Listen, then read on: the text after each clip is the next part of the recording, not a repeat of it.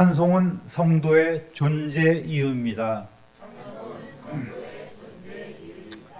오늘 우리가 읽은 본문 말씀에는 하나님께서 인간을 창조하신 목적이 나와 있습니다. 하나님께서는 이 세상 모든 만물을 다 말씀으로 창조하셨습니다. 자, 그러면 여러분에게 질문을 하나 드립니다. 들짐승들과 새는 하나님께서 말씀으로 창조하셨을까요? 뭘로 창조하셨을까요? 질문자의 의도를 파악을 하면 늘 대답이 나옵니다. 뭘로 창조하셨을까요? 네. 실망입니다. 2장 19절에 보면 하나님께서 그 들짐승들과 모든 새들을 흙으로 빚으셨다고 이렇게 나와 있습니다. 그러니까 사람과 같이, 재료는 다 사람과 같이 흙으로 만든 거예요. 물론 다 모든 것이 하나님께서 무에서 유를 창조하시고 또 창조하신 그런 땅으로, 흙으로 이 세상 모든 만물이 거기서 다 나온 거예요.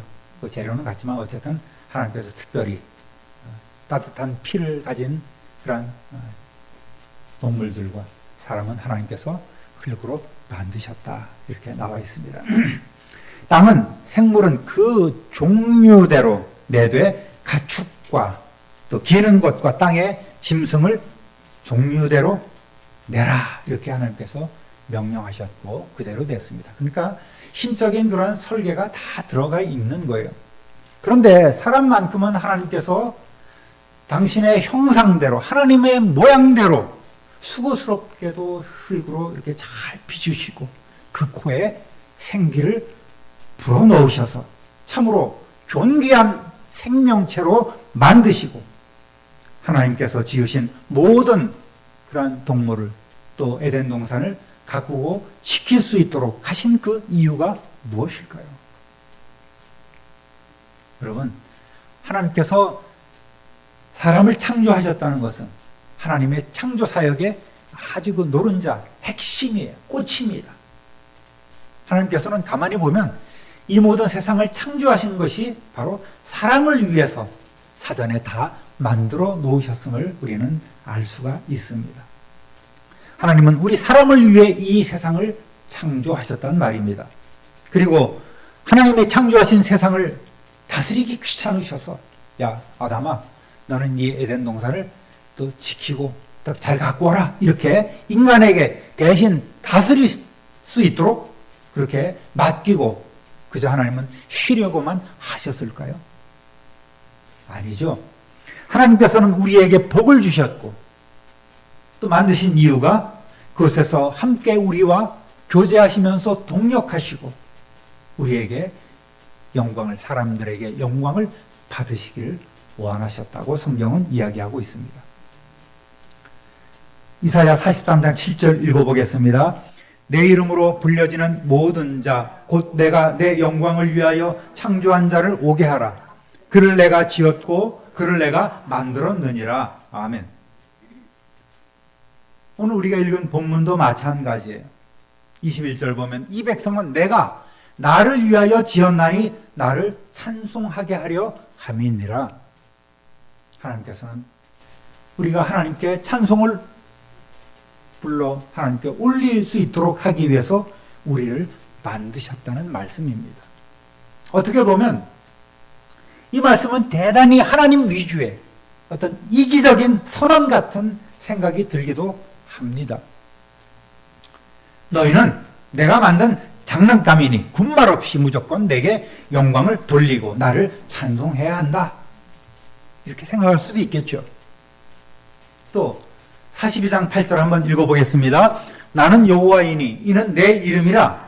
나는 내 영광을 다른 자에게 내 찬송을 우상에게 주지 아니하리라. 이렇게 못까지 땅땅 박아놓으셨습니다. 그렇다면 과연 이 말씀은 절대자의 창조주의 이기적인 마음에서 나온 말씀일까요? 우선 우리가 인정해야 할 것은 우리는 결코 태엽을 감는 장난감이나 또 배터리를 넣고 프로그램된 대로 그대로 움직이는 인형처럼 만들어진 존재가 아니라는 사실입니다. 중요한 것은 하나님께서는 우리에게 자유의지를 주셨다는 말씀이지요. 우리는 이러한 자유의지를 가지고 하나님을 찬송할 수도 있고 또 하나님을 등질 수도 있습니다. 즉 전능하신 하나님은 우리의 자발적인 우리의 심령 가운데서 우러나오는 그런 마음으로 하나님께 찬송을 부름으로 우리와 인격적인 관계를 맺기 원하셨습니다. 하나님께서는 우리를 만드시고 우리에게 복을 주시고 또 우리는 하나님 앞에 감사를 드리며 찬송으로 영광 돌리는 그러한 삶, 하나님과의 온전한 그런 관계를 갖기를 원하셨다는 말씀입니다. 하나님께서는 이 말씀을 통해 우리에게 창조주 하나님께 합당한 찬송을 불러달라고 오늘도 말씀하고 계신 거예요.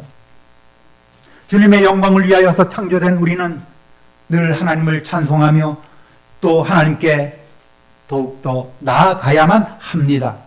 하나님께서 제일 원하고 바라시는 것이 바로 우리에게 영광과 찬송을 받으시는 것입니다. 그것이 하나님의 소원이에요. 하나님의 소원이 뭐라고요? 우리에게 영광과 찬송을 받으시는 것이다.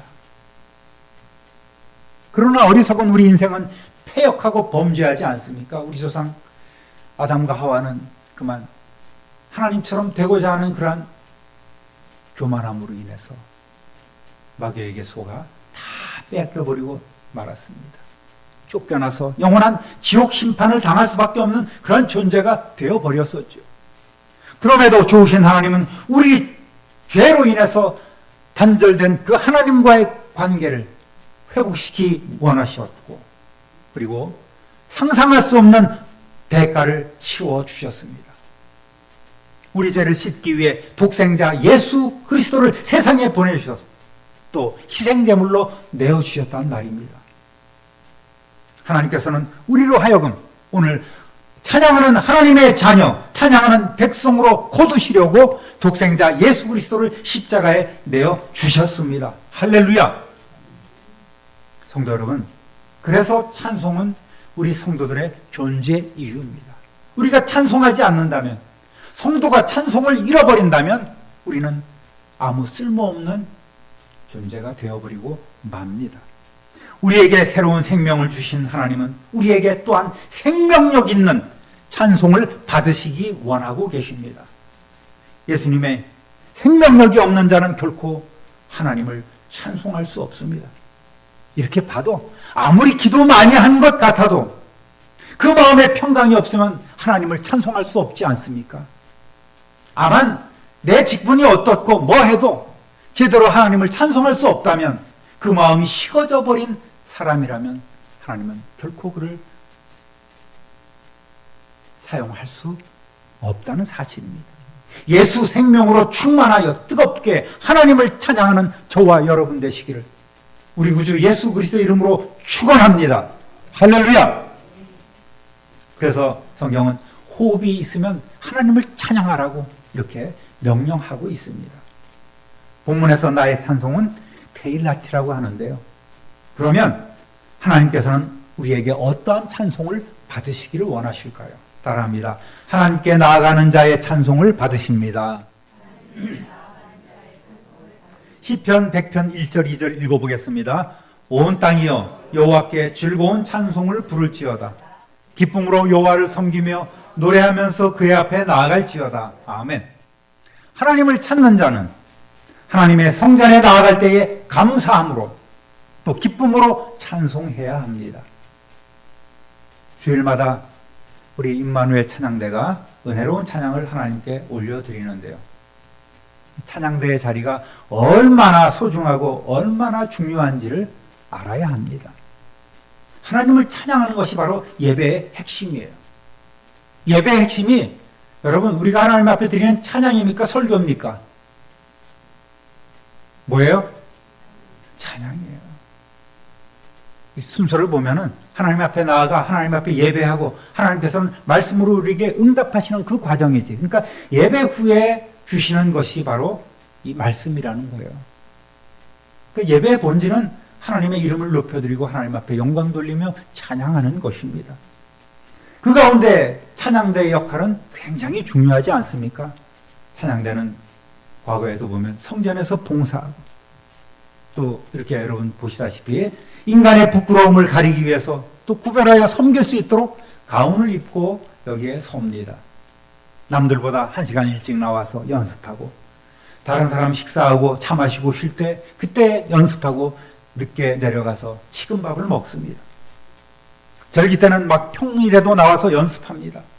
비록 노래 실력은 없지만 주님을 향한 열심과 마음가짐은 세계 제일입니다. 할렐루야. 노래 실력은 없는데 찬양 실력은 베스트라는 사실을 말씀드리고 싶은 거예요. 제가 경험적으로 보면 삶의 모든 어려움 가운데서도 결코 흔들리지 않고 고난을 이겨나가는 분들이 바로 찬양대원이 아닌가 이렇게 생각을 합니다. 여러분, 찬송은 곡조가 있는 기도라고 하지요. 찬양대원은 어떤 상황에서건 그 찬양으로 이겨나갈 수 있기 때문입니다. 우리 성도님들도 세상 노래는 못 불러도 늘 찬양하는 성도 되시기를 우리 주님의 이름으로 부탁드립니다. 지난주 행사 때 말이죠. 여러 목사님들이 이구동성으로 찬양대 찬양이 제일 은혜로웠습니다. 부럽습니다라고 이렇게 말씀하시더라고요. 제가 한 주 동안 아주 어깨가 그냥 여기까지 올라갔어요. 목이 어디 갔는지 얼굴이 어디 갔는지 몰라. 어깨가 이만큼 올라갔고 살았습니다. 제일 부럽다는 거예요. 오늘부터 더 많이들 앉으셔서 우리 찬양대 수준을 더욱 높여주시는 우리 성도님 되시기를 우리 주님의 이름으로 축원합니다. 찬양대 자리가 없다고요? 걱정하지 마세요. 이쪽 전체 다 찬양대로 만들 수 있어요. 다 만들어 드릴게요. 옛날에 연세중앙교회라고 그 교회가 그랬어요. 찬양대가 한 200명 쓰는데 한쪽 라인이 다 찬양대. 우리도 충분히 할 수 있어요. 그러니까 여러분, 저는 노래 못해요. 이러한 얘기는 하나님을 욕보이는 거예요. 세상에서 하나밖에 없는 유일무이한 그런 목소리를 주신 하나님을 욕보이는 것입니다. 유일무이한 그 목소리로 하나님을 찬송하시기를 우리 주님의 이름으로 부탁드립니다. 네. 여러분, 누구든지 예배 자리에 설 수 있어요. 아무나 찬송가나 다양한 복음성가도 부를 수 있어요. 그러나 하나님은 아무 찬송이나 받는 분이 아님을 우리는 알아야 합니다. 하나님은 바로 믿음으로 사는 의인들의 찬송을 받으시기 원하십니다. 할렐루야. 하나님께 나아가서 믿음으로 나아가서 하나님 앞에 예배하며 그 드리는 그 찬양, 진실한 찬양을 받으시기를 원한다는 말씀입니다. 하나님 앞에 나아가기 위해서는 우리는 거룩해야 되겠죠. 거룩하지 못한 모습으로 100번, 1000번 나와도 그건 아무 소용이 없습니다. 하나님과 나와의 그 관계가 바로 서 있지 않으면 하나님은 우리의 모든 찬송이나 우리의 기도 같은 것도 거들떠보지 않으신다는 말이죠. 이 찬송은 영원 천국까지 이어집니다. 천국에서는 전도도 필요 없어요. 설교 시간도 없어요. 우리를 구원해 주시고 자녀 삼으신 그 하나님의 크신 사랑과 은혜에 감사해서 감격해서 우리는 우리가 받은 그 면류관을 다시금 주님 앞에 벗어드리는 것이 천국인 줄 믿으시길 바랍니다. 면류관 가지고 주 앞에 드리세. 그러한 예배가 감사와 감격이 있는 그런 찬양이 늘 울려 퍼지는 곳이 바로 천국이라는 사실이죠. 천국은 찬송만이 영원히 울리는 곳입니다. 하늘나라는 성도들의 찬양으로 가득 찬 곳입니다. 장차 이 하늘나라의 합창 속에, 하늘나라 찬양대 속에 저와 여러분의 목소리가 함께 울려 퍼지기를 우리 구주 예수 그리스도 이름으로 축원합니다. 어쩌면 오늘 우리가 드리는 찬송과 예배는 궁극적으로 하늘 찬양대에서 부르기 위한 연습과도 같은 것입니다. 천국 찬양을 위해 연습에 충실한 저와 여러분 되시기를 우리 주님의 이름으로 축복합니다. 할렐루야. 올해도 안양시 기독교연합회에서 연합예배를 이 늘사랑교회에서 드립니다. 그런데 특이한 순서가 하나 있어요. 안양에 한 600교회가 되는데 몇 분이나 모일지 모르겠지만 목사 찬양대가 그곳에 서서 하나님께 찬양을 드리기로 했습니다. 여러분, 그 찬양대를 지휘하는 사람이 누군지 아십니까? 예? 누구라고 얘기는 못하는데. 예? 그래서 제가 한 100명 이상 모아달라고 얘기했습니다. 오랜만에 지휘도 할 수 있을 것 같아요. 저도 이렇게 찬양을 위해서 많은 그런 노력을 기울이고 있습니다. 따라합니다. 노래로 드리는 찬송을 받으십니다. 찬양이나 찬송, 찬미는 원어상으로 같은 의미예요. 찬송이 송자, 영어로 송이 아닙니다. 그 송이 기릴송이에요. 하나님의 이름을 높여드리며 기리는 그런 노래, 이것이 찬송가입니다. 찬양의 방법에는 여러 가지가 있는데 대표적인 것이 노래입니다. 시편 69편 30절 31절 읽어보겠습니다. 내가 노래로 하나님의 이름을 찬송하며 감사함으로 하나님을 위대하시다 하리니 이것이 소 곧 뿔과 굽이 있는 황소를 드림보다 여호와를 더욱 기쁘시게 함이 될 것이라. 아멘. 노래로 하나님을 찬송하고 감사함으로 영광 돌리면 우리가 물질이나 짐승을 드리는 제사보다 더 기뻐하신다고 말씀하셨습니다. 시편 98편 1절 읽어봅니다. 새 노래로 여호와께 찬송하라. 그는 기이한 일을 행하사 그의 오른손과 거룩한 팔로 자기를 위하여 구원을 베푸셨음이로다. 아멘. 새 노래로 찬송하라는 거예요. 물론 이 찬양은 신곡이나 새롭게 배워서 부르는 노래만을 의미하는 게 아닙니다. 요즘은 복음성가도 유행가처럼 지나가면 곧 잊혀버리고 또 새로운 노래들이 많이 나옵니다. 여러분, 새로 지어진 노래든 아니면 멋지게 편곡하고 기교를 넣어서 부르든 간에 우리가 하나님께 감사 없이, 감격 없이 불렀다면 그건 죽은 찬송이 되는 거예요. 헌 찬송이 되고 맙니다. 그러나 우리가 늘 부르는 그 찬송일지라도 전에 없었던 은혜와 감사 가운데 가사 하나가 정말 내 고백이 되고 정말 내 믿음이 된다면 그것이 바로 새 노래가 되는 줄로 믿습니다. 따라합니다. 전심으로 드리는 찬송을 받으십니다.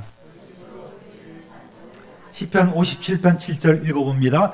하나님이여 내 마음이 확정되었고 내 마음이 확정되었사오니 내가 노래하고 내가 찬송하리이다. 아멘. 하나님 앞에서 확정된 마음으로 노래하고 찬송할 때 하나님께서 기뻐하십니다. 시편 86편 12절 13절 주 나의 하나님이여 내가 전심으로 주를 찬송하고 영원토록 주의 이름을 영광을 돌려오리니 이는 내게 향하신 주의 인자심이 크사 내 영혼을 깊은 수월에서 건지셨음이니이다. 아멘. 우리를 지옥 권세에서 건져내신 하나님께 전심으로 찬송할 때 하나님께서 받으신다는 말입니다.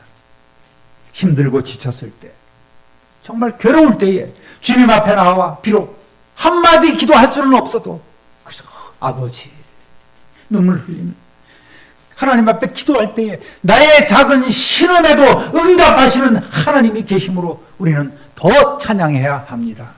그런 성도 되시기를 우리 주님의 이름으로 축원합니다. 찬양이라는 것은 결코 집단적이나 회중적인 것이 아닙니다. 기도와 마찬가지로 찬양 역시 지극히 개인적인 거예요. 많은 사람들이 이곳에 나와서 찬양을 불러도 하나님께서는 한 개인 한 개인의 찬송을 받으신다는 말입니다. 연합해서 찬송하더라도 모두 같이 찬송을 드리더라도 하나님은 우리 개인의 찬송을 받으십니다. 위대한 찬양의 사람들은 모두 그들을 둘러싼 환경에 아랑곳하지 않고 홀로 하나님을 찬양했던 사람들이었습니다. 다윗이 그러했고 옥에 갇혔던 바울과 실라가 그러했습니다. 예수님이 그러한 삶을 사셨습니다. 따라합니다. 찬송을 받으시고 화답하십니다. 하나님은 찬송만 받으시고 입 싹 씻는 그러한 치사한 분이 아니십니다. 하나님을 우리가 찬송할 때 기뻐하시고 구원을 베풀어 주십니다. 전쟁에 나갈 때도 나팔을 불면 하나님께서 우리를 기억하고 대적에게서 구원하시겠다고 말씀하셨습니다. 여러분, 찬송에는 반드시 능력이 나타납니다. 뭐가 나타난다고요? 능력이 나타나는 거예요. 바울과 실라가 찬송할 때 그 매었던 착고가 풀려지고 옹문이 열리는 능력이 나타났지 않습니까? 다윗이 수금을 탈 때에 악신에 들었던 그러한 사울에게 깨끗하게 회복되는 그런 은혜를 주셨습니다. 치유와 회복의 역사가 일어납니다. 여호사밧 왕이 백성들과 더불어서 찬송을 통해 그 구원의 능력을 체험했지 않습니까? 예레미야 17장 14절 읽어보겠습니다. 여호와여, 주는 나의 찬송이시오니 나를 고치소서. 그리하시면 내가 낫겠나이다. 나를 구원하소서. 그리하시면 내가 구원을 얻으리이다. 아멘. 여러분, 오늘 본문 말씀처럼 하나님께서는 새 일을 행하시겠다고 말씀하셨습니다. 20절 하반절 읽어보겠습니다. 내가 광야의 물을 사막의 강들을 내어 내 백성 내가 택한 자에게 마시게 할 것입니다. 상상할 수 없는, 믿을 수 없는 꿈만 같은 능력의 역사가 나타난다는 말입니다. 우리는 나그네 인생을 살아가고 있죠. 광야 사막 한가운데서도 우리가 찬송을 통해 생명수를 받아 마실 수 있습니다. 그러한 성도 되시기를 우리 주님의 이름으로 축원합니다. 여러분, 잡것에게 잡히면 잡소리를 내요. 헛것에게 잡히면 헛소리를 냅니다. 이제부터는 우리 주님의 권능의 손에 붙잡혀 참으로 귀하게 연주되는 그러한 아름다운 소리를 내는 저와 여러분 되시기를 우리 주님의 이름으로 축원합니다. 찬송은 우리에게 복 주시는 하나님을 찬양하는 강력한 도구입니다. 찬송은 하나님께서 우리에게 복을 주시는 중요한 통로이기도 합니다. 그래서 찬송은 신비한 거예요. 우리의 온 마음과 온 영혼으로 부르는 찬송에는 놀라운 일들이 생겨납니다. 찬송은 하나님께서 귀 기울여 들으시는 힘 있는 기도입니다. 가사 따라 그냥 부르는 찬송 행위는 결코 하나님이 일하시지 않습니다. 내 기분에 젖어 그냥 내가 도취되어서 부르는 내 찬송을 하나님께서는 기뻐하지 않으십니다. 하나님은 하나님이 원하시는 하나님의 그 능력과 이름에 합당한 찬송을 받으시기를 원하십니다. 할렐루야. 사랑하는 우리 참빈누리교회 성도 여러분, 찬양은 선택 과목이 아니라 우리 삶에 있어서 전공 필수 과목임을 믿으시길 바랍니다. 반드시 하나님께 드려야 될 하나님의 명령이요 성도의 의무란 말입니다. 진정한 찬송은 저와 여러분의 심령 깊은 곳에서 터쳐나와야 합니다. 오직 영과 진리로 드려야 될 예배의 핵심인 줄 믿으시기 바랍니다. 여러분, 얼굴 펴십시오. 찬송하는 분들이 그냥 얼굴 쭈그러져 갖고 그러면 하나님도 보시면 고통스럽습니다. 찬송 부를 때 화짝 피시고 그 마음에서 우러난다면 그 찬송이 정말 믿어진다면 우리는 얼굴이 천사처럼 변해야 되는 거예요. 옆 사람 한번 얼굴 볼까요? 얼굴 펴십시오. 예, 감사합니다. 오늘 이후로 항상 찬송하고 쉬지 말고 찬송하고 범사에 찬송함으로 찬양의 능력을 체험하는 저와 여러분 되시길 우리 구주 예수 그리스도 이름으로 축원합니다. 축원합니다. 축원합니다. 존귀하신 하나님 아버지, 날마다 우리에게 베풀어 주시는 그 크신 은혜와 사랑에 우리 또한 쉬지 않고 하나님 앞에 찬송하며 범사에 찬송하며 항상 찬송할 수 있는 우리 성도들의 삶 될 수 있도록 성령 하나님 친히 우리를 주장하여 주옵소서. 이전과는 다른 날마다 새로운 노래를 하나님 앞에 불러 영광 돌리기를 소원합니다. 때로 한마디 기도할 수 없는 상황 가운데서도 우리의 작은 신음에도 응답하시는 하나님이 살아계심을 믿고 그 앞에 나지키 찬송을 올려드리게 하여 주옵소서. 찬송이 우리의 고백이 되게 하여 주시고 하나님 들으시는 기도가 될 수 있도록 성령 하나님 친히 주장하여 주옵소서. 우리 구주 예수 그리스도의 이름으로 축복하며 기도드립니다. 아멘.